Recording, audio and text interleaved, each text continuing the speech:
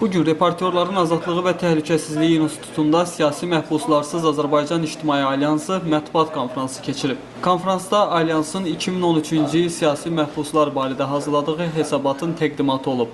Bundan başqa mövcud siyasi məhbus problemi ilə danışılıb. Siyasi Məhbuslarsız Azərbaycan Alyansının koordinatoru Elşən Həsənov kanalımıza açıqlama verib. Ölkədə proseslər get-gedə reqres formasında gedir.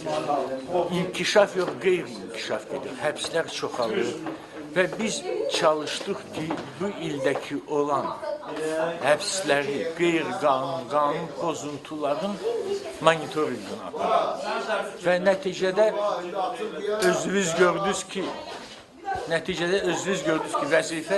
vəziyyət get-gedə pisləşmək üzrədir.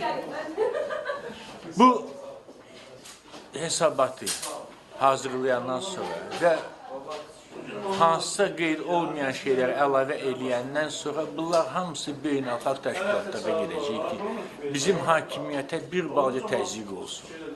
Elşən Həsənov hökuməti siyasi məhbusları azad etməyə çağırıb. O qeyd edib ki, siyasi məhbuslar azad edilməsə, beynəlxalq ictimaiyyəti 2015-ci ildə Azərbaycanda keçiriləcək Avropa Olimpiya oyunlarını boykot etməyə çağıracaq.